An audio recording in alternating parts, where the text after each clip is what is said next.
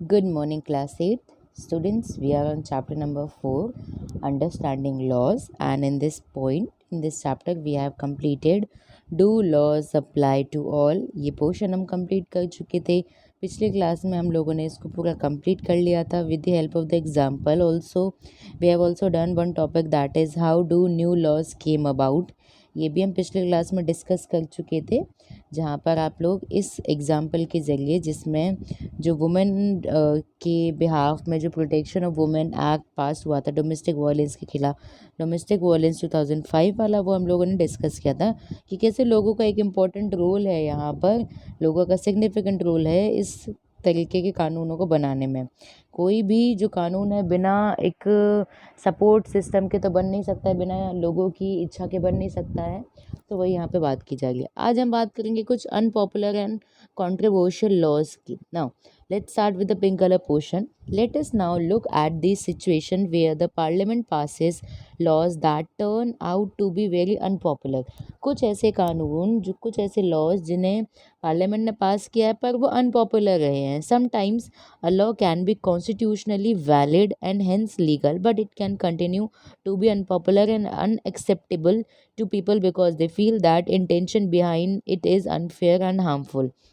Like example देते हैं हम लोग कि अगर हमारे इंडिया में राइट टू फ्रीडम है, बट फिर भी जो गवर्नमेंट होती है वो तानाशाह बन के बोल देती है कि 6 बजे के बाद से लेकर सुबह से 6 बजे से लेकर अगर हम बात करें 9 बजे तक कोई भी घूमने नहीं जाएगा, बिकॉज पोल्यूशन कम करने के लिए हम लोग क्या कर रहे हैं, एक तरीके से व्हीकल्स की तो एक तरीके से आना जाना बंद कर रहे हैं.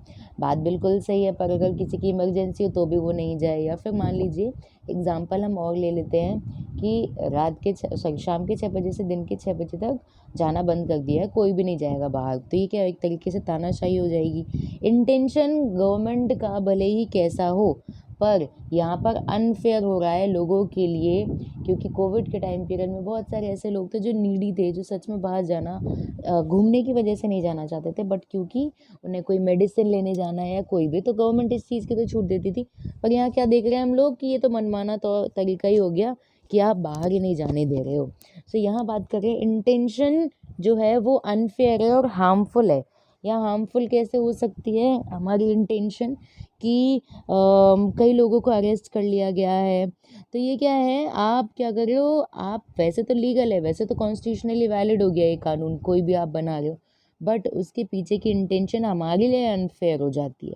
Green colour portion, hence people might criticise this law or hold public meetings. अब हम क्या करेंगे, उस कानून का विरोध करेंगे कि राइट टू फ्रीडम है, बोलने की आज़ादी है, तो हमें बोलने का है, फिर कुछ भी कहीं पर भी घूमने का अधिकार है, पब्लिक प्लेसेस में घूमने का अधिकार है. तो हम क्या करेंगे, पब्लिक मीटिंग्स करेंगे, न्यूज़पेपर्स में इसके बारे में छापेंगे, रिपोर्ट करेगी न्यूज़ टीवी चैनल्स इसके बारे में.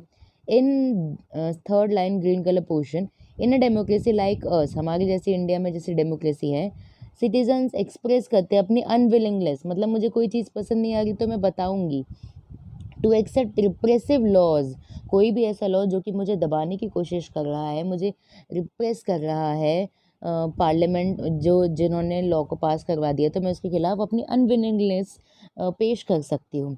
When a large number of people begin to feel that a wrong law has been pass, और जब पता चल जाए कि कोई भी जो लॉ है वो गलत है, तब क्या होता है, प्रेशर पड़ता है पार्लियामेंट पे कि वो उसे बदले.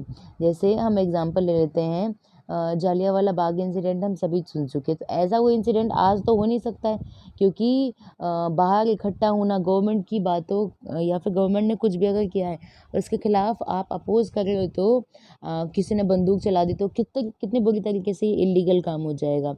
तो यहाँ पर वही बात की जा रही है कि अपनी बात को सामने रखना लोगों का हक है, और लोग रखते भी हैं और लोगों की बातें सुनी भी जाती हैं. Now for example, various municipal laws on the use of space within municipal limits often make hawking and street vending illegal. जो ठेले पर जो काम करने वाले होते हैं उनको ना इलीगल, उनके ठेले हटा दिए जाते हैं, उन्हें भगा दिया जाता है. तो ये इलीगल एक तरीके से यहाँ पर यूज़ जो टर्म किया जा रहा है. No one will dispute the necessity for some rules to keep the public space open so that people can walk on the pavement easily. तो अब यहाँ क्या है, जो स्ट्रीट वेंडर्स होते हैं वो रास्ता रोक के खड़े हो जाते हैं।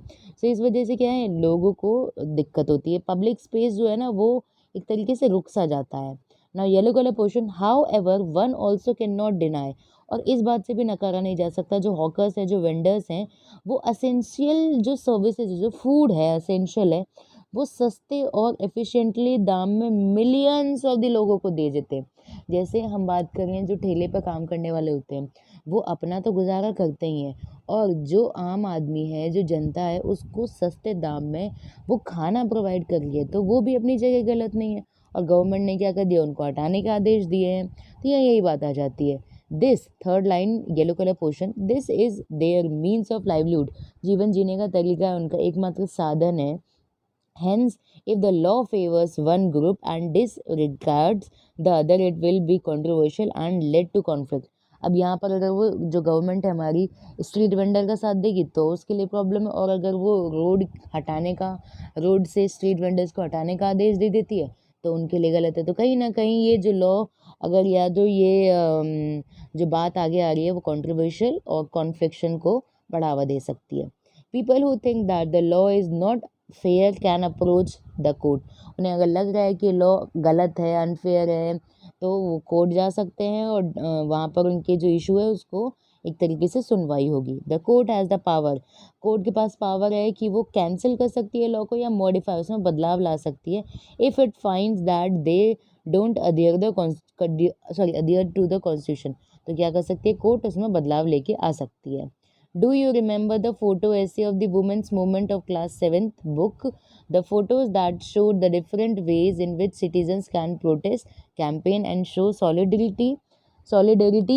The following pictures, नीचे आप देख सकते हो, अरेस्ट अस गवर्नमेंट पॉलिटेक्निक स्टूडेंट्स, ये अपनी मांगों को लेकर सामने आ रहे हैं। तो यहाँ ये बात की जा रही है कि अपनी बात को कोई भी सामने रख सकता है। ये रोज़ा पार्क का एग्जाम्पल था। रोज़ा पार्क एक लेडी थी। पहले क्या होता था, अमेरिका के अंदर जो ब्लैक अफ्रीकन थे, उन्हें बैठने की सीट्स की परमिशन नहीं होती थी, उन्हें पीछे खड़ा रहना पड़ता था।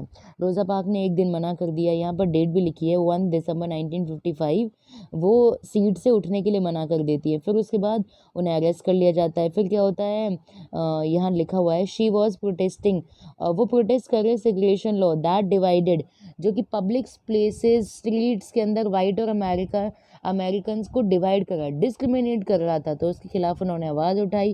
फिर उसके बाद एंड में जाके सिविल राइट एक्ट 1964 पास होता है, जहाँ पर लिखा हुआ है लास्ट थर्ड लाइन में विच प्रोहिबिटेड, और ये लॉ क्या कर रहा है, डिस्क्रिमिनेशन को रेस के आधार पर, रिलीजन के आधार पर, नेशन ओरिजिन इन यूएसए के आधार पर अब बैन हो चुका है। ये सारी जो आप डिस्क्रिमिनेशन करते हो वो एक तरीके से इलीगल है। तो उन्होंने अपनी प्रॉब्लम को लोगों के सामने रखा, लोगों ने उनका सपोर्ट किया, और एंड में क्या होता है, एंड में इनकी जीत होती है, और एंड में एक नया कानून पास होता है। तो कानून अगर ऐसा है जो गलत है तो वो बदला भी जा सकता है, उसमें मॉडिफिकेशंस भी किए जा सकते हैं ना। The last paragraph, we need to remember that role as citizens, हमारा काम क्या है, सिर्फ रिप्रेजेंटेटिव इलेक्ट कर दिए यहाँ तक सीमित नहीं है, rather it is then that we begin to use newspapers and media to carefully chart the work that is being done by our MPs and criticize their actions when we feel it is required. कभी भी अगर वो कोई गलत काम कर रहे हैं तो उनके बारे में न्यूज़ में छापना या मीडिया में केयरफुली एड्रेस करना भी हमारा काम है। एमपी को इलेक्ट करने के बाद यूं ही नहीं छोड़ सकते हैं, वो अच्छे तरीके से काम कर रहे हैं या फिर नहीं कर रहे हैं, ये देखना भी हमारा काम हो जाता है। Thus, what we should bear in mind that it is the extent, involvement and enthusiasm of the people that helps parliament perform its representative functions properly. India में डेमोक्रेसी है, और डेमोक्रेसी में भी कौन सी डेमोक्रेसी है, रिप्रेजेंटेटिव डेमोक्रेसी है। तो represent जो हमें कर रहे हैं उन पर एक तरीके से आए रखना, अपनी नज़र रखना कि वो सही कर रहे हैं या गलत कर रहे हैं, तभी हमारी जो डेमोक्रेसी है वो प्रॉपरली फंक्शन और वर्क कर सकती है। So by this topic we have completed chapter number 4, that is understanding laws. I hope आप सभी को ये पूरा जो आपका चैप्टर है वो समझ में आया हो कि कैसे लॉज बनाए जाते हैं, कौन कौन इसके अंदर पार्टिसिपेट करता है, किसका ज़रूरी है, और लॉज बनते कैसे हैं और हमारा क्या मेन इम्पोर्टेंट रोल है लॉज बनने में। अगर हमें कुछ पसंद आता है, पसंद आने की बात ये नहीं कि सिर्फ मुझे ही पसंद नहीं आ रहा है, हो सकता है कि वो रेलेवेंट ही नहीं हो लॉ, तो उसे बदला जा सकता है। अनपॉपुलर और कॉन्ट्रोवर्शियल लॉज को हम लोगों ने इस क्लास के अंदर डिस्कस किया है। So I hope you all have understood what we have done in this portion. So in the next class we will discuss chapter number 5. So that's it to today's class. Thank you.